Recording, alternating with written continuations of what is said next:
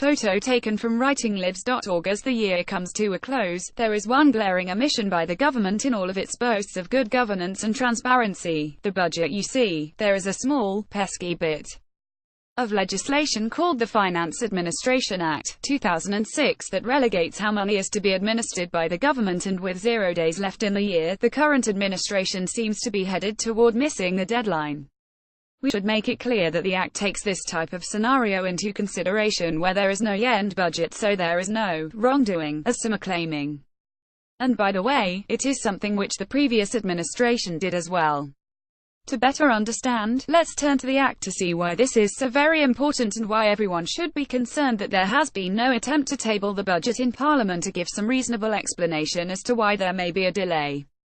The Act is described as such: an act to provide for the control and management of public finance, for the operation and control of the consolidated fund, for the authorization of expenditures, for the establishment of special funds and deposit funds, for the raising of money by the government, for the management and control of the public debt and the giving of guarantees, for the investment of public money, for the preparation of the public accounts, for the governance of statutory bodies, for the amendment of the Finance and Audit Act Cap. 168 and for the repeal of the Development Fund Act Cap.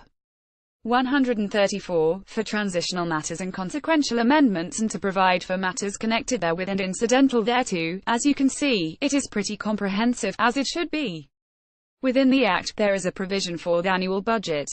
Specifically, 25.1 states, subject to subsection 2, the minister shall cause to be prepared and laid before the House, before the beginning of the financial year, annual estimates of the revenue and expenditure, both current and capital, of the government for that financial year. And what does subsection 2 state?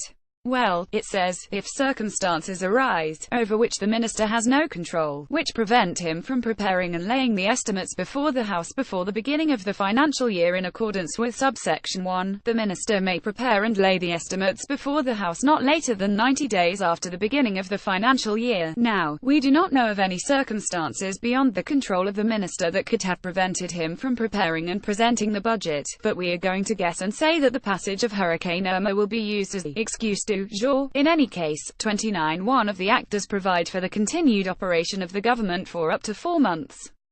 It states, if the Appropriation Act for a financial year has not come into operation at the commencement of the financial year, the minister may by provisional general warrant under his hand authorize expenditures necessary to carry on the services of government until the expiration of 4 months from the beginning of that financial year or the coming into operation of the Appropriation Act, whichever is the earlier. But there is always a but not really necessary for this discussion. Where this gets interesting when it is read in conjunction with the Antigua and Barbuda Constitution and all of this talk of an early election. Clause 61. 1 of the Constitution states that a general election of members of the House shall be held at such time within 3 months after every dissolution of Parliament. So, on one hand, the government can run for up to 4 months in a new year on general warrants issued by the Minister of Finance if there is no budget, and, on the other hand, a general election must be called within 3 months after the dissolution of Parliament. Is this another clue that elections may be called in early 2018? The timing would be extremely tight, but it is doable. The PM could call a snap election with the hope that his party would be returned to office with a new mandate before the time window for presenting a new budget runs out. The strategy of delaying the budget would be a good one, especially if the budget is not friendly to the people. Why risk possible budget criticism and alienating the people heading into an election when you may be able to return with a fresh mandate and not have to worry about backlash for a few years? The PM stated that he never said that there would be an early election, but only that it would come like a thief in the night. Right now, however, the planets seem to be aligning and pointing toward an early 2018 election. We see roads being patched, ham and turkeys being distributed, and we suspect that there will be Bird Brown in the Senate in the new year.